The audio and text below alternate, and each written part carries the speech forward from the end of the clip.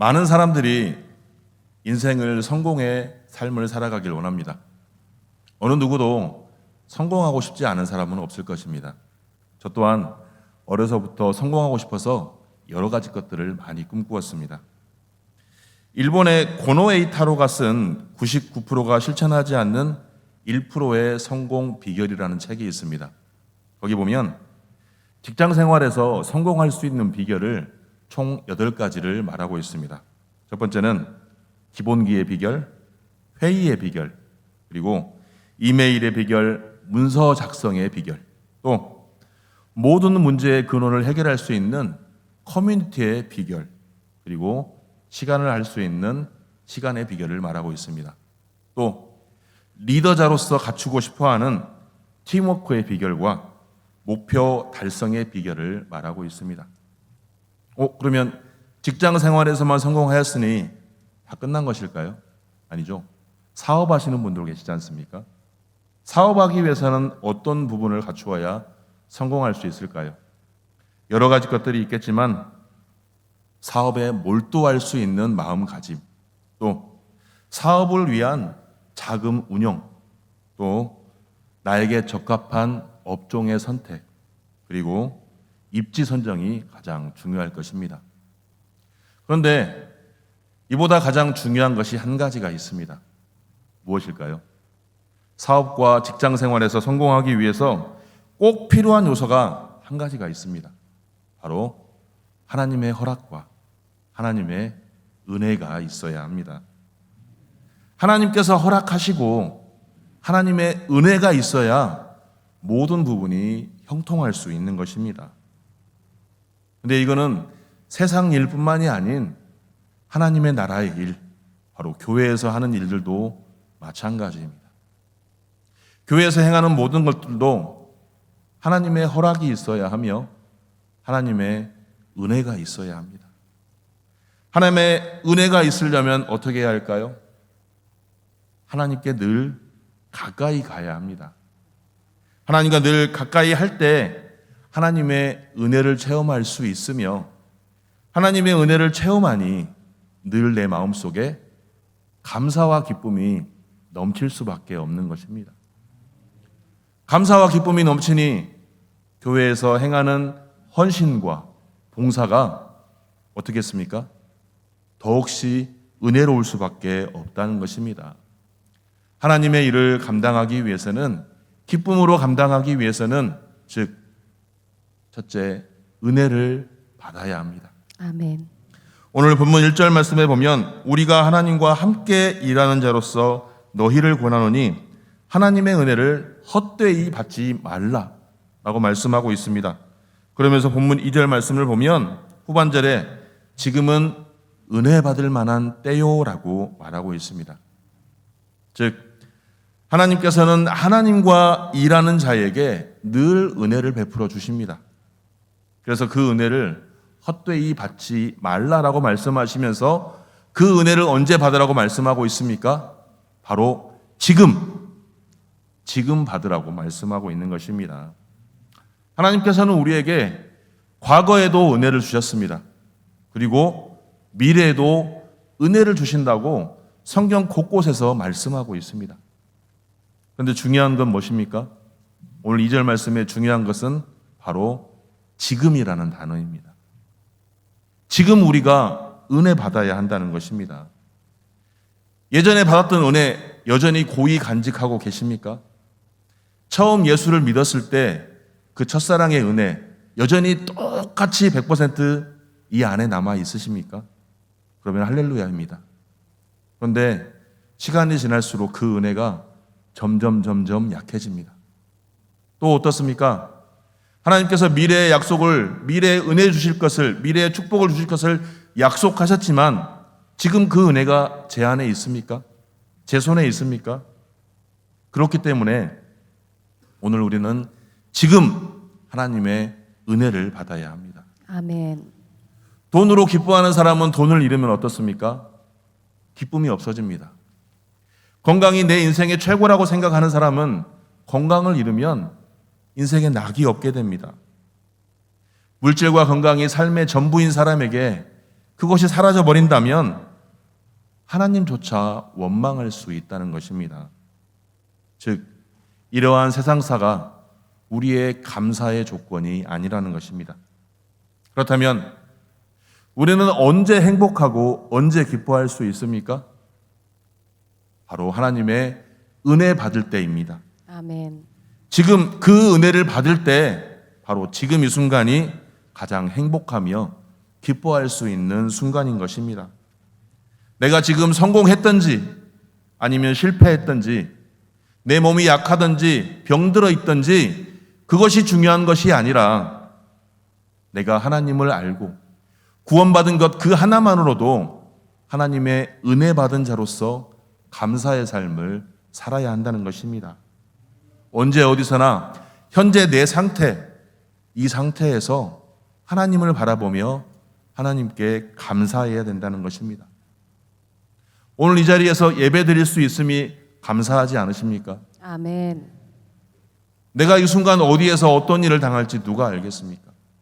하지만 내가 지금 이 순간 하나님께 나와 하나님께 예배할 수 있는 것이 하나님의 은혜이며 감사할 수 있는 것입니다. 아멘. 그리고 이 은혜의 현장에 내가 지금 있다는 것이 매우 귀한 것입니다.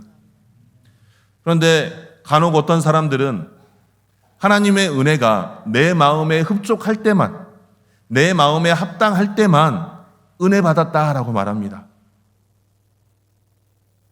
내 마음에 들지 않으면 은혜 못 받았다라고 합니다. 받은 조건에 따라 감사의 조건이 달라진다는 것입니다.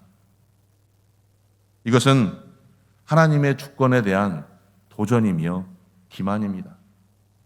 하나님께서 우리에게 어떠한 것을 주셨던, 어떠한 상황을 허락하셨던 그 모든 것이 은혜이며 감사입니다. 아멘. 내가 지금 하나님 앞에 있다는 사실, 내가 하나님을 하나님으로 부를 수 있다는 그 사실 하나가 그것이 바로 하나님의 은혜일 줄 믿습니다. 아멘. 바울은 에베소서 5장 16절에서 세월을 아끼라, 때가 악하니라 라고 말하고 있습니다. 즉 지금 이 순간 이 최선의 시간으로 그 상황을 만들라는 것입니다. 이 말씀을 오늘 말씀에 비추어 본다면 지금 이 순간을 은혜 받을 수 있는 최고의 시간으로 만들라는 것입니다. 은혜 받으시기 바랍니다. 아멘. 지금 이 순간 하나님의 은혜 받으시는 우리 귀한 성도님들이 되시기를 바랍니다. 아멘. 그런데 이러한 은혜를 받기 위해서는 우리가 어떻게 해야 하겠습니까? 저는 오늘 담임 목사님께서 말씀을 전하실 때 깜짝 놀랐습니다. 왜냐하면 제가 전하려고 하는 말씀과 중복되었기 때문입니다. 오늘 담임 목사님의 말씀의 설교의 가장 핵심 단어가 무엇이었습니까? 겸손이었죠. 맞습니다. 은혜를 받으려면 겸손해야 됩니다. 누가복음 17장 7절에서 10절 말씀 다 같이 함께 합독하겠습니다. 시작. 너희 중 누구에게 밭을 갈거나 양을 치거나 하는 종이 있어 밭에서 돌아오면 그더러 곧 와 앉아서 먹으라 말할 자가 있느냐? 도리어 그더러 내 먹을 것을 준비하고 띠를 띠고 내가 먹고 마시는 동안에 수종 들고 너는 그 후에 먹고 마시라 하지 않겠느냐? 명한 대로 하였다고 종에게 감사하겠느냐? 이와 같이 너희도 명령받은 것을 다 행한 후에 이르기를 우리는 무익한 종이라 우리가 하여야 할 일을 한 것뿐이라 할지니라. 아멘. 아멘. 우리는 무익한 종이라 우리가 하여야 할 일을 한 것뿐이라. 이 고백이 저와 여러분들의 고백이 되기를 소망합니다. 아멘. 사실 우리에게는 하나님의 은혜를 감당할 만한 자격이나 능력이 없습니다. 생각하는 것, 말하는 것, 그리고 행동하는 것이 거룩한 삶을 살아야함에도 불구하고 여전히 우리는 죄인된 삶을 살아갑니다. 이러한 죄인이 어찌 하나님의 일을 감당할 수 있겠습니까? 그럼에도 불구하고 하나님께서는 우리를 불쌍히 여기시고 우리를 구원하시고 사랑하셔서 예수 그리스도의 보혈로 우리를 깨끗게 하시고 오늘 이 자리에 불러주셔서 하나님의 일을 맡기셨으니 우리가 행할 바는 무엇이겠습니까? 바로 충성뿐입니다. 아멘. 그리고 하나님께서는 우리를 핏값으로 사셨습니다. 고린도전서 6장 19절에서 20절 말씀을 보면 너희 몸은 너희가 하나님께로부터 받은 바 너희 가운데 계신 성령의 전인 줄을 알지 못하느냐? 너희는 너희 자신의 것이 아니라 값으로 산 것이 되었으니 그런즉 너희 몸으로 하나님께 영광을 돌리라. 아멘. 우리는 과거 사단의 종되었던 삶으로 여전히 죄의 종살이하였던 존재였습니다. 그런데 그러한 우리를 예수 그리스도의 십자가의 보혈로 우리를 사단의 권세에서 구속해 주셨습니다. 아멘. 그러므로 우리는 하나님께서 그리스도로 값주고 사신 종된 모임입니다. 하나님의 소유인 것입니다. 그러므로 하나님의 소유인 내가 자랑할 것이 무엇이겠습니까? 내세울 것이 무엇이겠습니까? 아무런 능력도 자격도 없는 우리를 하나님께서는 불쌍히 여기시고 구원하여 주시고 성도라는 직분까지 허락하셨으니 우리가 행할 바는 오직 충성뿐인 것입니다. 아멘. 그런데 교만한 사람에게는 이러한 하나님의 은혜를 체험하지 못하니 기쁨이 있을 수가 없습니다. 잠언 16장 18절 말씀에서도 교만은 패망의 선봉이요 거만한 마음은 넘어짐의 앞잡이라고 하였습니다. 교회 공동체 안에서 똑똑한 척하는 사람들은 신앙생활의 기쁨보다는 늘 불평과 원망이 많습니다. 늘 남 탓을 하며 그렇기 때문에 늘 시험에 빠집니다. 하지만 순종적인 사람은 늘 감사와 기쁨이 넘칠 수밖에 없습니다. 그래서 늘 얼굴이 해같이 빛납니다. 겸손한 사람에게, 순종한 사람에게는 감사하지 못할 이유가 없으며 불평할 이유가 단 한 가지도 없기 때문입니다. 얼굴은 마음의 거울이라고 하였습니다. 중년 이상이 되신 분들의 얼굴만 보아도 그 사람의 삶을 알 수 있다라는 말들이 있습니다. 잠언 15장 13절 말씀에서도 마음의 즐거움은 얼굴을 빛나게 하여도 마음의 근심은 심령을 상하게 하느니라 라고 말씀하고 있습니다. 사랑하는 성도 여러분, 여러분들은 지금 어떠한 얼굴을 하고 계십니까? PPT 한번 띄워주시겠습니까? 접니다. 저 사진은 제가 신학교에 들어가기 전의 사진입니다. 즉 주님을 제대로 만나기 전의 사진입니다. 다음 띄워주십시오. 이 사진은 신학교 학부 졸업하고 신대원 과정까지 졸업하고 나서의 사진입니다. 다음 띄워주십시오. 비교되십니까? 제가 이 사진을 휴대폰에 가지고 다닙니다. 네, 그만 띄워줘도 되겠습니다. 쑥스럽습니다. 이 사진을 휴대폰에 가지고 다니는 이유가 있습니다. 전도하기 위해서입니다. 이처럼 못난 사람도 하나님 만나서 은혜 받았더니 얼굴이 바뀌었다. 증명하고 싶었습니다. 당신도 하나님의 은혜를 받을 수 있습니다. 그러면 얼굴이 해같이 빛납니다. 여러분도 얼굴이 해같이 빛나시기 바랍니다. 아멘. 하나님의 은혜를 받으시기 바랍니다. 아멘. 지금 하나님의 은혜 받으시기 바랍니다. 아멘. 바울은 자신을 괴수 중에 괴수라고 하였습니다. 그러면서도 하나님의 은혜를 받아서 여러 복음 사역을 하면서 하나님의 기쁨의 사역을 감당하였습니다.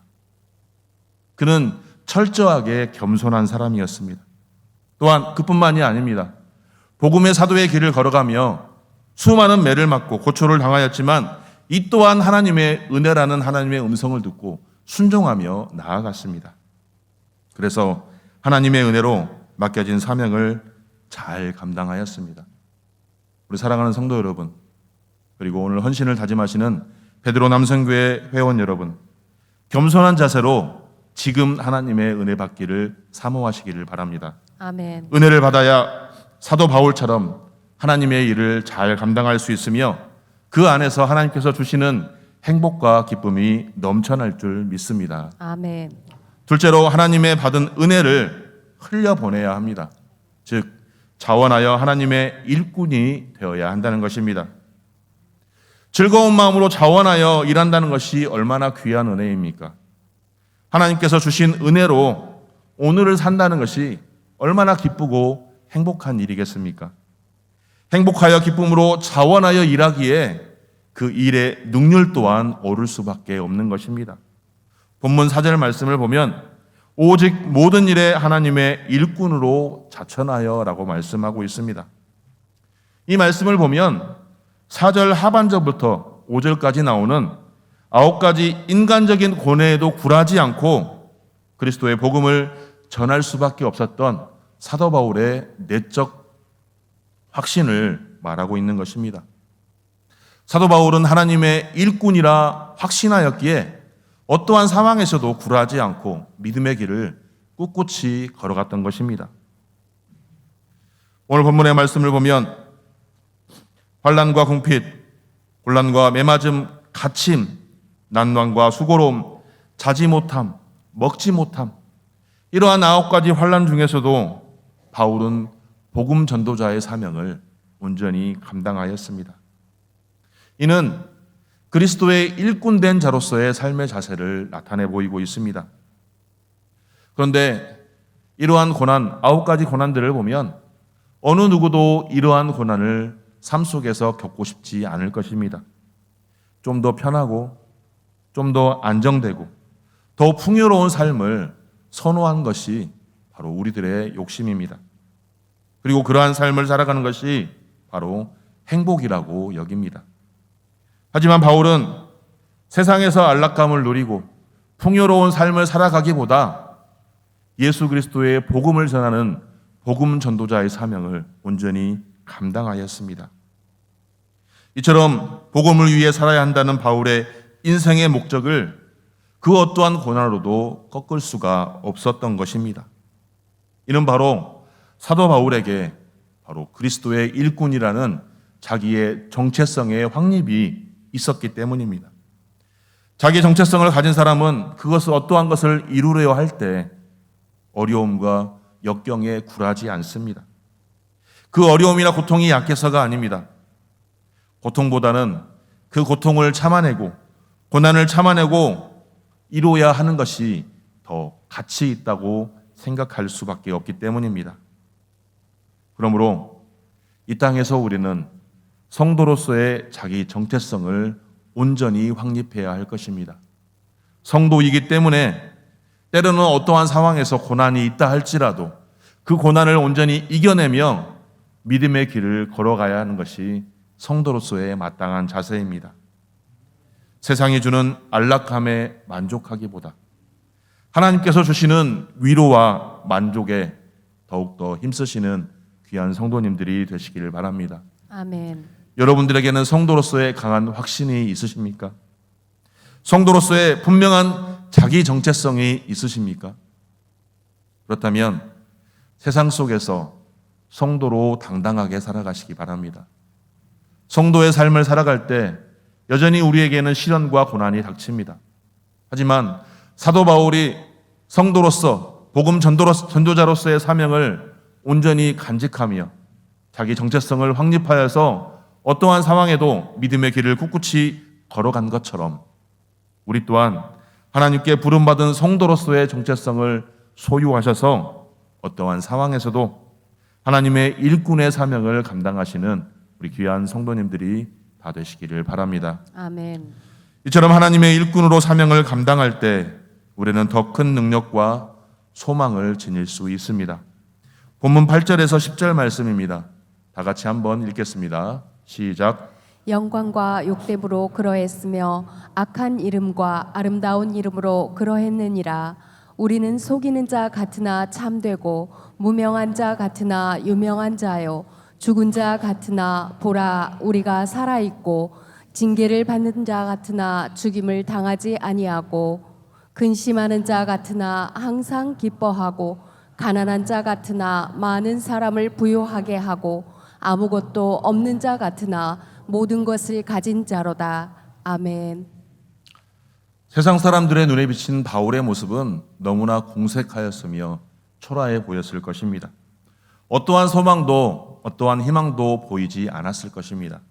하지만 세상이 그를 아무리 그렇게 본다 한들 바울은 하나님을 바라보며 하나님께서 허락하시는 소망과 희망 가운데 나아갔습니다.